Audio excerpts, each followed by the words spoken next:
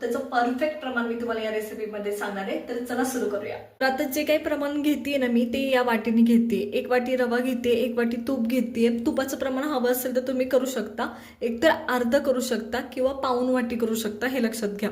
तर इथं मी सगळ्यात पहिले रवा ॲड करते आणि रवा एकदम बारीक गॅसवर तुम्हाला परतून घ्यायचा आहे. तूप सुद्धा तुम्हाला रव्यातच ॲड करायचं लगेचच. तर चला मी इथं हे रवा ॲड करून घेते. 1 वाटी रवा आहे माझ्याकडे, 1 वाटीच मी तूप ॲड करते किंवा तुम्ही पाऊण वाटी करू शकता किंवा अर्धा वाटी सुद्धा. जर तुम्हाला नाही टाकायचं तेवढं तूप 1 वाटी पुरतं तर तुम्ही पाऊण वाटी सुद्धा ॲड करू शकता, हे लक्षात घ्या. आणि तुपाचं प्रमाण हे मेल्ट केल्यावर मी सांगितलंय, हे पण लक्षात घ्या. आता ह्या दोन्ही गोष्टी व्यवस्थित आपल्याला परतून घ्यायचं आहे. सेम टायमाला जेव्हा तुमचा रवा परततोय ना तेव्हा दुसऱ्या साईडला आपल्याला दूध आणि पाणी गरम करायला ठेवायचं आहे. कारण जेव्हा रवा गरम असतो तेव्हा दूध आणि पाणी हे असतं ना, हे सुद्धा गरमच टाकायचं, थंड टाकायचं नाही. तर मी तुम्हाला तुपाला पर्याय सांगितलाय. ज्यांना तूप 1 वाटी नाही ॲड करायचं ते रव्याच्या अर्धी वाटी किंवा पाऊण वाटी सुद्धा ॲड करू शकतात. तर चला हे परतून घेऊ व्यवस्थित. बारीक गॅसवर परतायचं, अजिबात घाई करायची नाही. दुसऱ्या साईडला इथं माझ्याकडे दुधाचं पातेलं आहे, तेच घेतलंय मी. आणि त्याच्यात ज्या वाटीने तुम्ही रवा घेतला होता त्याच वाटीने 1 वाटी किंवा 1.5 वाटी तुम्हाला दूध ॲड करायचे आणि ते गरम ठेवायचे. आता माझ्या पातेल्यात ऑलरेडी साय होती त्याच्यामुळे मी तसंच ठेवलंय. तुम्हाला जर नको असेल तर तुम्ही काढून टाकू शकता, पण खूप सुंदर लागते, असेल तर राहू दे. तर चला आता मी हे परतून घेते रवा. मी तुम्हाला पाणी सुद्धा सांगते किती वापरायचं. तर मी शक्यतो दूध वापरते 1.5 वाटी. तुम्हाला मी 1 वाटी आता ॲड करून दाखवलं. आणखी मी अर्धा वाटी सुद्धा करते त्याच्यात आणि पाणी सुद्धा ॲड करायचं आपल्याला. तर चला रवा परतत आपण दूध आणि पाण्याचं प्रमाण परत एकदा पाहूया. आधी जसं 1 वाटी दूध ॲड केलं तसं आणखी अर्धा वाटी मी याच्यात दूध ॲड करते. रव्याकडे आपलं लक्ष आहे. आणि परत 1.5 वाटी मी आणखी पाणी सुद्धा ॲड करते. तर माझ्याकडे इथे 1 वाटी पाणी आहे हे, आणि आणखी 1.5 वाटी म्हणजे अर्धा वाटी मी पाणी ॲड करते. टोटल आपण 1.5 वाटी दूध वापरलं आणि 1.5 वाटी पाणी 1 वाटी रव्यासाठी. टोटल फक्त पाणी किंवा दूध वापरणार असाल तर 3 वाटी दूध किंवा 3 वाटी पाणी वापरायचं, हे लक्षात घ्या. शक्यतो अर्ध केलं म्हणजे चव व्यवस्थित लागते, त्याच्यामुळे शक्यतो अर्ध करा. तर आता हे गरम करायचे व्यवस्थित खळखळती. जेवढं टेम्परेचर तुमचं रव्याचं असतं तेवढंच दूध आणि पाण्याचं असलं पाहिजे, हे लक्षात घ्या. तर चला मी एका साईडला हे गरम करायला ठेवते. उकळी आणून घेते याला. आणि रवा आपण आता बारीक गॅसवर भाजून घेतोय. व्यवस्थित भाजून घ्यायचा, अजिबात काहीच घाई करायची नाही. बारीक गॅसवर व्यवस्थित तुमचा रवा भाजला गेला पाहिजे. मी आपल्या सोयीसाठी मी तुम्हाला तूप कमी टाकायला सांगितलं, पण जेव्हा तुम्ही सत्यनारायणचा प्रसाद करता तेव्हा शक्यतो तिन्ही प्रमाण हे सेम असतं. म्हणजे तुम्ही जर 1.25 किलोचा उदाहरणार्थ प्रसाद किलो करत असाल तर तुम्हाला 1.25 किलोच तूप वापरायचं असतं, तुम्हाला 1.25 किलोच रवा वापरायचा असतो, तुम्हाला 1.25 किलो साखर वापरायची असते, हे लक्षात घ्या. तेव्हा तुमचा 1.25 किलोचा प्रसाद व्यवस्थित तयार होतो. म्हणजे सेमच प्रमाण असलं पाहिजे, कमी जास्त नको. तर या पद्धतीने आता इथं ना माझं रवा 75% व्यवस्थित भाजत आलाय. त्या टायमाला मी याच्यात मनुके ॲड करते. 2 चमचे, फक्त पोहे खायचे 2 चमचे 1 वाटीसाठी. 2 चमचेच माझ्याकडे इथं काजू आणि बदामाचे तुकडे ते ॲड करते. 2 चमचे काजूचे होते, 2 चमचे बदामाचे होते, ते ॲड करते. आणि हे व्यवस्थित परतून घ्यायचं. जेव्हा माझ्याकडे रवा 75% भाजत आलाय तेव्हा मी ॲड केले, त्याच्या आधी नाही केलेलं. तर या पद्धतीने. आणि पहा तुम्हाला रव्याचा कलर चेंज झालेला दिसत असेल, आता ब्राऊन व्हायला सुरुवात झाली. तर हा रवा व्यवस्थित भाजत आलाय. आता याच्या पुढे आणखी थोडंसं तुम्हाला हवं असेल तर तुम्ही भाजू शकता, पण तसं तर मला काही गरज वाटत नाही. व्यवस्थित भाजलाय हा 1-2 मिनटं, पण हा व्यवस्थित एकदम व्यवस्थित भाजलाय या पद्धतीने. तर आता याच्यात ना आपण आपलं दूध होतं गरम करायला ठेवलेलं ते ॲड करणार आहोत. माझ्याकडे दूध आहे ते ॲड करते. गरम आहे हे लक्षात घ्या, गरम असतानाच ॲड करायचं. दोन्ही सुद्धा गोष्टी गरम आहेत.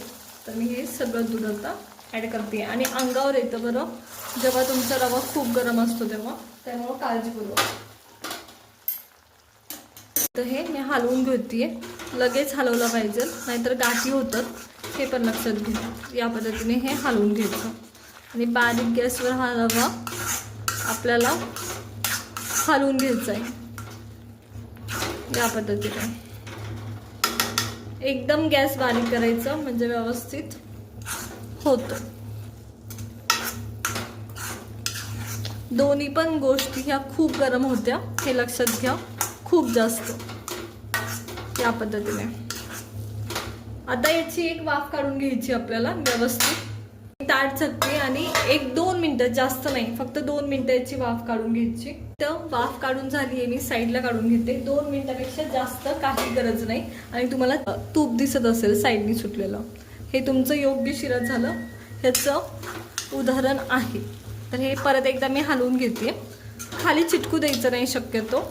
2 मिनिटापेक्षा जास्त वाफ काढायची गरज नाही. तर आता जिथं साय होती माझ्याकडे दुधात, ती तुम्हाला मध्ये मध्ये दिसत असेल. त्या टायमाला मी याच्यात ना माझ्याकडे केळी आहे ती मॅश करून टाकते. काही जण ही तुपात सुद्धा परततात. बरं, आपण सुद्धा एका रेसिपीमध्ये तुपात परतली आहे, जेव्हा काजू आणि बदाम टाकले त्या टायमालाच. ती सुद्धा चालते, तसं सुद्धा केलं तर चालतं. तर यावर्षी आपण जेव्हा आपलं दूध आणि पाणी टाकले त्या टायमाला ॲड करून घेतली आहे. आणि हे व्यवस्थित आता मॅश करून घ्यायची, व्यवस्थित शिऱ्यामध्ये मिक्स करून घ्यायची. तर मी जसं सांगितलं की केळी तुम्ही तुपात सुद्धा व्यवस्थित परतून घेऊ शकता. त्याच्यात तुम्हाला केळी दिसणार पण नाही परत तिकडं की टाकली का नाही त्या तुपामध्ये. गेल्या वर्षी आपण तसाच शिरा केला होता, तुपामध्ये केळी आपण व्यवस्थित परतून घेतली होती. तर तसं सुद्धा करू शकता. यावर्षी या पद्धतीने आपण हा शिरा केला आहे. दूध आणि पाणी ॲड केल्यानंतर केळी ॲड केली. तर एक मोठी केळी मॅश करून टाकायची. आता माझ्याकडे बरीचशी मोठी होती त्याच्यामुळे मी थोडीशी कट करून मग टाकली होती. तर 1 वाटीसाठी 1 केळी इनफ होते.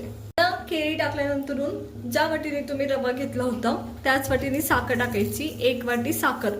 ज्या वाटीने रवा घेतला होता, जेवढं तुमचं रव्याचं प्रमाण असतं तेवढंच तुमचं साखरेचं पण प्रमाण असलं पाहिजे, हे लक्षात घ्या. आपण शेवटपर्यंत एकच वाटी वापरली होती सगळ्या प्रमाणासाठी. आणि हे हलवून घेतोय आपण आता एकदम व्यवस्थित. आधी साखर पूर्ण मेल्ट होऊ द्यायची.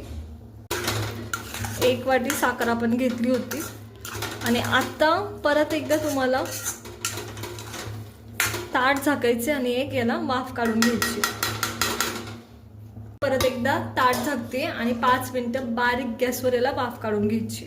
शिरा शिजायला ठेवून 5 मिनिटं झालेत. आता आपण काढतोय आणि मी तुम्हाला दाखवते कसं झालंय.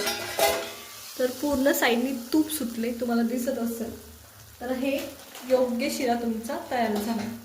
तर चला हलवून घेऊया या पद्धतीने. एकदम खूप भारी वास सुटलाय शिऱ्याचा. तर मी याच्यात ना वेलची पूड टाकते ताट काढल्यानंतर. तुम्हाला हवं असेल तर तुम्ही आधी टाकली किंवा वेलची पूड टाकून एखादी वाफ काढली तरी चालेल. तर मी याच्यात ही वेलची पूड ॲड केली आहे आणि हे मिक्स केलं आहे. तर मी काही ताट झाकून परत वाफ काढणार नाही, असंच 1 मिनिटभर आणखी ठेवणार आहे. त्याने पूर्ण वेलचीचं तुमचं सुवास त्या शिऱ्याला लागेल या पद्धतीने. आणि हा शिरा आपला झालाय, तो मी साईडला काढून घेते. आता इथे मी हा शिरा ना काढून घेते या पद्धतीने. तर पहा एकदम मोकळा फटफटीत झालाय. आणि तुमचा रवा पहा, अगदी तुम्हाला रव्याचा दाना दाना या शिऱ्यात दिसत असेल. इतका सुरेख झालाय. तर पहा, खूप पूर्ण तुम्हाला रव्याचा अख्खा दाना दाना दिसत असेल. तर असा तुमचा रवा भाजला गेला पाहिजे, हे लक्षात घ्या. तर चला, इथं मी सर्व शिरा आपला प्रसादाचा असाच काढून घेते या पद्धतीने. तयार आहे एकदम झटपट असा हा परफेक्ट प्रमाण असेल आपला हा प्रसादाचा शिरा सत्यनारायणच्या. तर पहा किती सुरेख झाला आहे. हे फार अप्रतिम दिसत आहे. तर नक्की ट्राय करा. मी वरती तुळशीचं पान ठेवलं आहे, त्याच्या सुरेख झालं आहे.